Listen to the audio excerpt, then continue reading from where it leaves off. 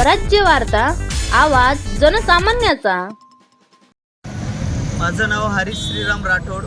मी एक वर्षापासून बंजारा समाजाच्या एसटी आरक्षणासाठी कायमस्वरूपी लढत आहे आणि आमच्या बंजारा समाजाच्या काही गोष्टीसाठी आमच्या बंजारा समाजाच्या मूलभूत हक्क म्हणजे ज्या 50 वर्षापूर्वी जे हिसकावून घेतलेलं आहे ते एसटी आरक्षण मिळावं म्हणून मी आज रोजी या ठिकाणी तहसील कार्यालय अंबड या ठिकाणी मी उपोषणाला बसलेलो आहे। अच्छा, आज जे तुमचं आमरण उपोषण तुम्ही बसलेले आहे तर काय काय मागणी आहे तुमच्या कुठल्या? बंजारा समाजाच्या मूलभूत मागणी म्हणजे एसटी आरक्षण आहे।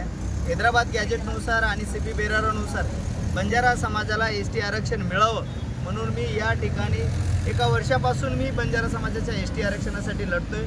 तर या महत्त्वाच्या गोष्टीकडे प्रशासन आणि सरकार हा दुर्लक्ष करत आहे म्हणून मी या ठिकाणी आमरण उपोषणासाठी बसलेलो आहे। ही मागणी आपली किती वर्षापासून चालू आहे? ही मागणी 2005 वेळी धरणे आंदोलन आमचे परमपूज्य रामराव बापू यांनी दिल्लीला धरणे आंदोलन केलं तेव्हापासून ही आमचा मागणीचा प्रवास चालू आहे। पण काही मध्यंतर कालांतरामध्ये 2 वेळेस केंद्र सरकारकडे शिफारस आमच्या पोहोचलेला आहे, पण महाराष्ट्र सरकार हा त्याच्यावर काही फॉलोअप घेत नाही आहे। प्रत्येक वेळेस आता आमच्या बंजारा बांधवांनी आता लाखोच्या संख्येने मोर्चा निघले, त्याच्यावर पण त्यांचं स्पष्टीकरण नाही आहे। समिती दाखल झाली, त्या समितीवर काम करण्यास कोणी तयार नाही आहे। त्यासाठी बंजारा समाजाला या सरकार हा दिशाभूल करण्याचं काम करतोय म्हणून आम्ही जनजागृती आणि बंजारा समाजाला कुठेतरी न्याय मिळावा म्हणून इथून आम्ही लढा चालू केलेला आहे। किती वेळेस निवेदन दिले तुम्ही त्यांना? आता माझं स्वतःचं आता 4थी वेळेस माझा प्रयत्न आहे आंदोलनाचा। आमच्या कैक बांधवांनी उपोषण केले, प्रत्येक महाराष्ट्रामध्ये प्रत्येक जिल्ह्यामध्ये तालुक्यामध्ये लाखोच्या संख्येने मोर्चा निघले।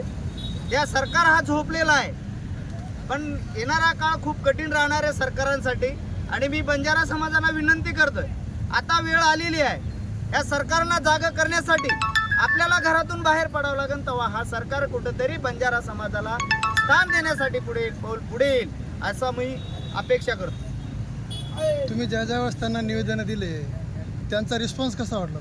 रिस्पॉन्स 1% नाही। कुठल्या सरकारच्या शिष्टमंडळाने त्याची दखल घेतली नाही, कुठल्या समितीचा अहवाल आणखीन बंजारा समाजासमोर आणला गेला नाही। म्हणजे बंजारा समाज फक्त हा मतदानासाठी वापरला गेलेला हा प्राणी आहे, त्याच्यासाठी बंजारा समाजाचा हा सामाजिक मूलभूत गोष्टीकडे लक्ष देण्याचा हा सरकारचा हेतू नाही आहे। बंजारा समाज हा फक्त मतदानासाठी आपल्या पाठीशी राहो आणि त्यांच्या मूलभूत हक्का जे त्यांच्यासाठी त्यांच्या मुलं जे आज ऊसतोडी करतात, आज तुम्ही बघताय बंजारा समाजाची अवस्था। बरं ठीक आहे, हैदराबाद गॅजेटनुसार मराठा समाजाला आरक्षण दिलं जातं, त्याच धर्तीवर बंजारा समाज पण राहतोय महाराष्ट्रामध्ये। या राज्यामध्ये कित्येक तरी राज्यात आमचे बंजारा समाज असतात, तिथं कोणाला ST मध्ये, कोणी OBC मध्ये, कोणी SC मध्ये आहे। महाराष्ट्रामध्ये व्हिजिएंटी प्रवर्ग आहे, त्यांना पण जातीय कोड नाही आहे। म्हणजे महाराष्ट्राला सरकार हा बंजारा समाजाला काही येडं बनवतं का? याच्यात पण आम्हाला काही असं आशंका वाटते। पण मी बंजारा समाजातल्या माझ्या सकल महाराष्ट्रातील बंजारा बांधवांना मी विनंती करतोय की हा लढा आता शांत बसणार नाहीये आणि आपल्याला रोडवर येऊन लढण्याची ही आता वेळ आलेली आहे। तर बंजारा समाजातल्या सर्व घटकातल्या लोकांनी या लढ्याला पाठिंबा देण्यासाठी आणि या सरकारला जबाब विचारण्यासाठी अंबड तहसील कार्यालय या ठिकाणी यावं मी तुमच्या या सोशल मीडियाच्या माध्यमातून मी आवाहन करत आहे। तुम्ही बऱ्याच वेळेस उपोषण केले, निवेदनं दिले, तरी सरकार तुम्हाला उडवाउडीची उत्तर देत आहे आणि यावेळेसही जर समजा सरकारने तुमची दखल घेतली नाही तर याच्यानंतर काही मोठ्या आंदोलनाची काही प्लॅनिंग आहे का? हे बघा, आझाद मैदानावर 30 ते 40 हजार लोक घेऊन मी 1 दिवसाचं आमरण उपोषण केलं होतं। त्या दिवशी CM साहेबांनी फोनद्वारे आमच्याशी चर्चा केली, पण आतापर्यंत काही आउटपुट त्यांचं काही निघलेलं नाही। जर ह्या वेळेला या प्रशासनाने आणि सरकारने जर दखल घेतली नाही तर याच्यापेक्षा 2 ते 3 दिवसामध्ये तीव्र आंदोलन करण्यात येईल। अजून कोणी काही